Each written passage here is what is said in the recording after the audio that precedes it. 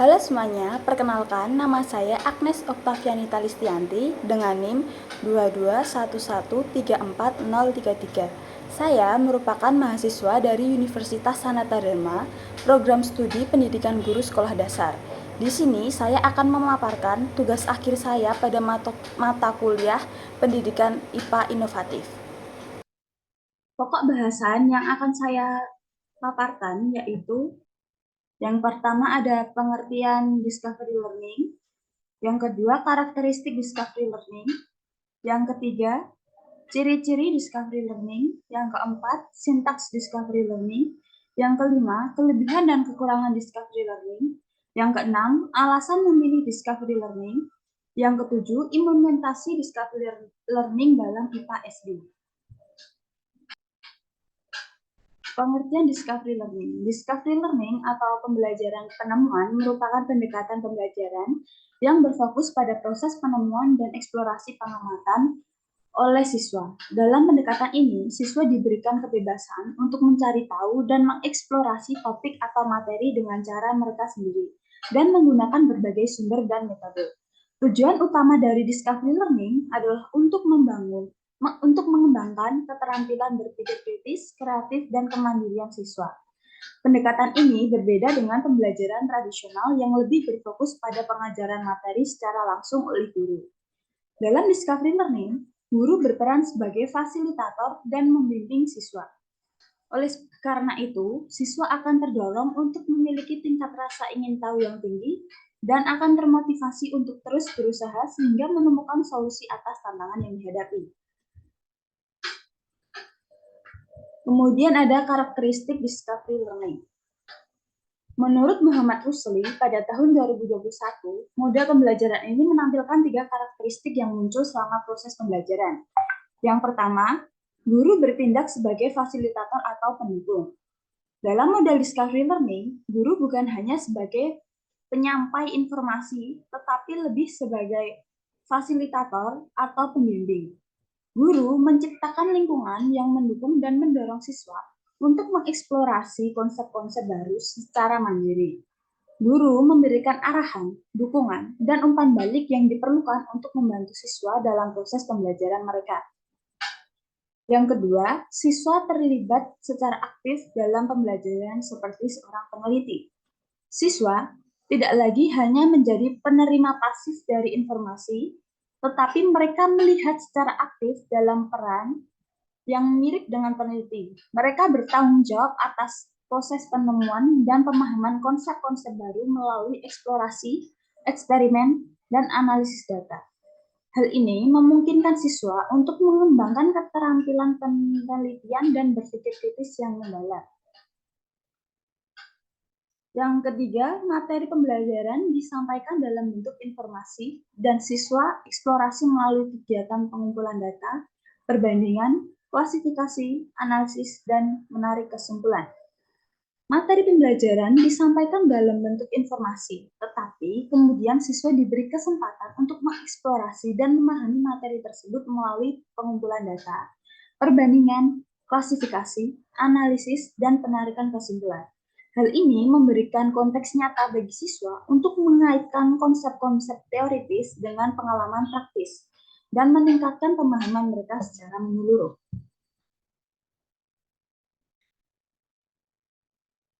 Yang selanjutnya ada ciri-ciri discovery learning. Menurut Muhammad Rusli, pada tahun 2021, model discovery learning memiliki 3 ciri utama yang membedakan dengan model pembelajaran yang lain. Yang pertama, eksplorasi dan pemecahan masalah untuk menciptakan, menggabungkan, dan menggeneralisasi pengetahuan. Siswa aktif terlibat dalam eksplorasi dan pemecahan masalah sebagai cara untuk menciptakan, menggabungkan, dan menggeneralisasi pengetahuan baru. Mereka tidak hanya menerima informasi secara pasif, tapi juga terlibat dalam proses kreatif untuk memahami konsep-konsep baru. Yang kedua, berpusat pada siswa. Pembelajaran berfokus pada siswa, di mana siswa memiliki peran yang aktif dalam menentukan arah dan jalannya pembelajaran.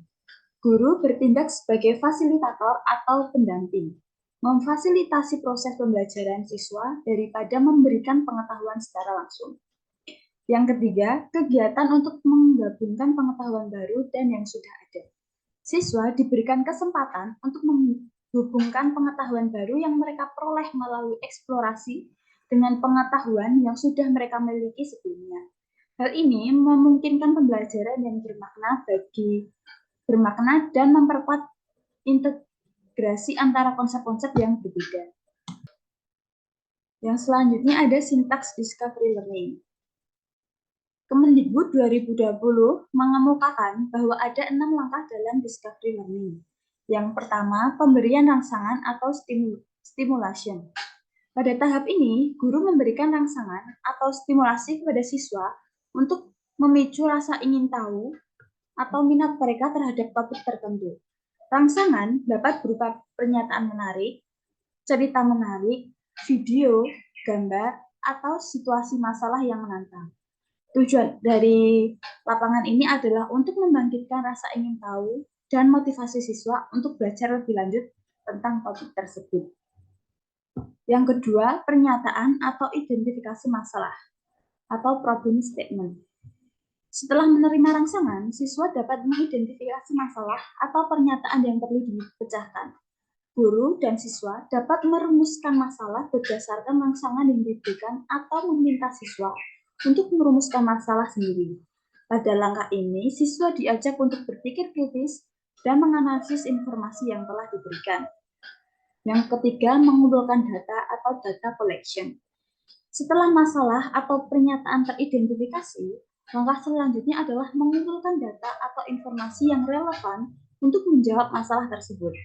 Siswa dapat melakukan observasi, wawancara, eksperimen, atau mencari informasi dari berbagai sumber seperti buku, internet, atau ahli bidang tersebut.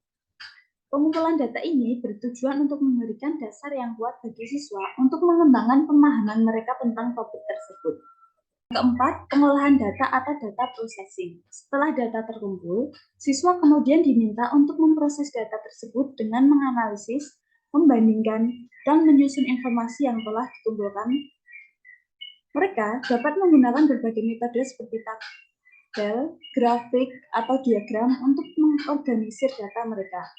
Langkah ini membantu siswa untuk memahami pola atau hubungan antara informasi yang mereka dapat. Yang kelima, pembuktian atau verification. Setelah data diolah, siswa melakukan pembuktian atau menguji hipotesis yang muncul berdasarkan data yang telah dikumpulkan. Siswa melakukan eksperimen atau studi kasus untuk memverifikasi kebenaran dari hipotesis yang diajukan. Melalui langkah ini, siswa belajar untuk menggunakan bukti empiris untuk mendukung atau menyanggah gagasan mereka. Yang terakhir, menarik kesimpulan atau generalisasi. Langkah terakhir dari pendekatan discovery learning adalah menarik kesimpulan dari hasil pembelajaran. Siswa merenungkan temuan mereka, mengidentifikasi pola atau tren umum, dan mengaitkan hasil pembelajaran dengan pengetahuan yang telah mereka miliki sebelumnya. Proses generalisasi ini membantu siswa untuk memahami konsep secara lebih mendalam dan mengkaitkannya dengan konteks yang lebih luas. Selanjutnya ada kelebihan discovery learning. Menurut Muhammad Rusli, tahun 2021, model discovery learning memiliki beberapa kelebihan. Yang pertama, membantu perkembangan keterampilan dan proses kognitif siswa. Yang kedua, pengetahuan yang diperoleh menjadi lebih pribadi dan kuat, karena mereka memperkuat pemahaman, ingatan, dan kemampuan transfer. Yang ketiga, meningkatkan kegembiraan siswa karena mendorong rasa ingin tahu dan pencapaian. Yang keempat, mengizinkan perkembangan siswa sesuai dengan tempo masing-masing. Yang kelima, mendorong siswa untuk mengarahkan pembelajaran mereka sendiri dengan menggunakan akal dan motivasi internal. Yang keenam, memperkuat konsep diri siswa dan membangun kepercayaan diri melalui kolaborasi. Yang ketujuh, menekankan pada partisipasi aktif baik dari siswa maupun guru. Dengan guru dapat berperan sebagai fasilitator. Yang kedelapan, mengurangi keraguan siswa dengan memperkenalkan pemahaman yang lebih solid dan terbuka pada penemuan. Yang kedelapan, meningkatkan pemahaman tentang konsep dasar dan ide-ide. Yang kesepuluh, membantu dalam pengembangan ingatan dan kemampuan transfer ke suatu pembelajaran baru. Selanjutnya ada kekurangan discovery learning. Menurut Kemendikbud 2013, discovery learning memiliki beberapa kelemahan. Yang pertama, asumsi yang mendasari model ini adalah bahwa siswa perlu memiliki kesiapan kognitif yang memadai untuk proses pembelajaran. Namun, siswa dengan tingkat kemampuan kognitif yang lebih rendah mungkin mengalami kesulitan dalam memahami konsep abstrak atau menghubungkan konsep-konsep yang berbeda, baik secara tertulis maupun lisan, sehingga dapat menimbulkan rasa frustasi bagi mereka. Yang kedua, model ini dianggap kurang efisien untuk digunakan dalam mengajar sejumlah besar siswa karena memerlukan waktu yang relatif lama untuk menyelesaikan kegiatan penemuan solusi masalah. Yang ketiga, ada potensi gangguan terhadap harapan dalam penerapan model ini jika siswa dan guru telah terbiasa dengan pendekatan pengajaran konvensional yang lebih tradisional. Yang keempat, model pengajaran discovery learning cenderung lebih fokus pada pengembangan pemahaman. Namun, aspek lain dari pembelajaran mungkin kurang dapat perhatian. Kemudian ada alasan memilih discovery learning. Alasan memilih model discovery learning dalam pembelajaran IPA SD fase C kelas 5 adalah karena model ini mendorong siswa untuk aktif dalam proses pembelajaran melalui penemuan dan penyelidikan. Dengan discovery learning, siswa dapat mengembangkan keterampilan berpikir kritis, analitis saat mereka melakukan eksperimen dan observasi langsung, sehingga mereka dapat memahami konsep-konsep ekosistem secara mendalam. Model ini juga memfasilitasi pembelajaran yang lebih konseptual dan relevan dengan lingkungan sekitar siswa, menjadikan mereka lebih mampu menghubungkan teori dengan praktik nyata. Selain itu, discovery learning meningkatkan rasa ingin tahu dan motivasi belajar siswa, yang sangat penting dalam mempelajari hubungan kompleks antara komponen biotik dan abiotik dalam ekosistem. Implementasi discovery learning dalam IPA SD. Implementasi model discovery learning dalam pembelajaran IPA SD fase C kelas 5 dengan capaian pembelajaran berupa peserta didik menyelidiki bagaimana hubungan saling ketergantungan antara komponen biotik abiotik dapat mempengaruhi kestabilan suatu ekosistem di lingkungan sekitarnya. Pembelajaran ini akan disusun dalam bentuk modul ajar kurikulum merdeka yang mencakup tujuan pembelajaran yang jelas, langkah-langkah pembelajaran yang terperinci, kegiatan eksperimen dan observasi langsung, serta evaluasi yang menekankan pemahaman siswa terhadap materi. Modul ini juga akan menyediakan bahan ajar dan sumber daya yang mendukung seperti lembar kerja siswa, panduan eksperimen, dan bahan bacaan. Dengan pendekatan ini, siswa diharapkan dapat mengembangkan keterampilan berpikir kritis dan analitis, serta memahami konsep ekosistem secara lebih menyeluruh dan aplikatif.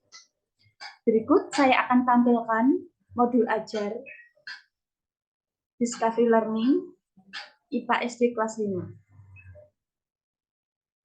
Berikut merupakan modul ajar IPA fase C kelas 5 keragaman ekosistem menggunakan model Discovery Learning. Di dalam modul ini terdapat informasi umum, yaitu pertama identitas modul, kompetensi awal, profil pelajar Pancasila, sarana dan prasarana. Di sini saya menggunakan lingkungan sarana menggunakan lingkungan di sekitar sekolah, medianya menggunakan bahan ajar, foto atau gambar yang mendukung dalam pembelajaran, LKPD, kemudian games interaktif yang berupa word wall. Kemudian ada deskripsi umum modul ajar. Kemudian ada komponen inti. Komponen inti ini berisi tujuan kegiatan pembelajaran. Kemudian ada pemahaman bermakna, pertanyaan pemantik, kegiatan pembelajaran,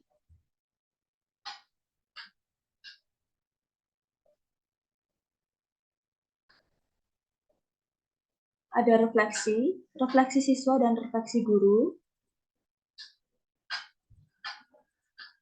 asesmen penilaian. Di sini saya ada 3 asesmen penilaian. Yang pertama ada asesmen penilaian sikap. Selanjutnya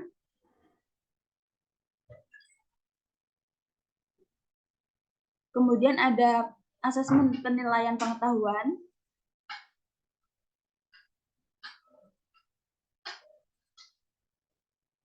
Dan yang terakhir penilaian keterampilan.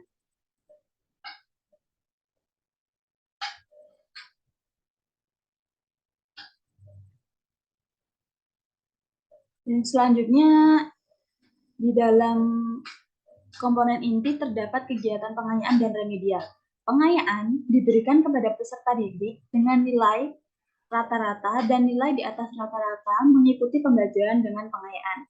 Kemudian yang remedial itu diberikan kepada peserta didik yang membutuhkan bimbingan untuk memahami materi atau pembelajaran mengulang kepada peserta didik yang belum mencapai capaian pembelajaran.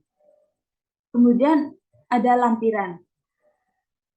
Di lampiran ini terdapat lembar kerja peserta didik atau LKPD. Ini LKPD yang pertama.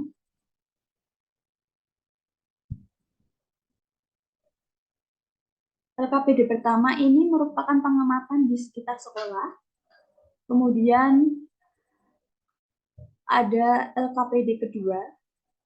LKPD kedua ini merupakan LKPD eksperimen pembuatan terarium.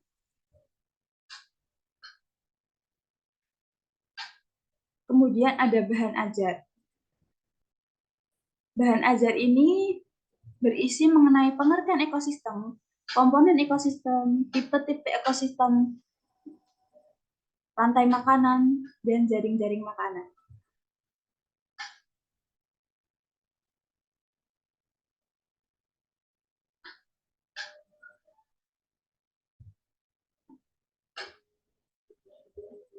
Kemudian ada soal evaluasi. Di sini saya memilih 10 soal AKM berupa pilihan ganda untuk evaluasi.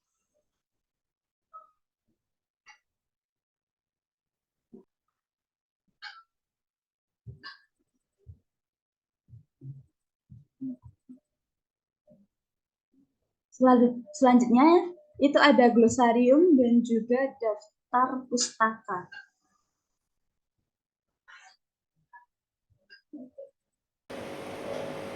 Sekian presentasi dari saya, kurang lebihnya mohon maaf dan terima kasih.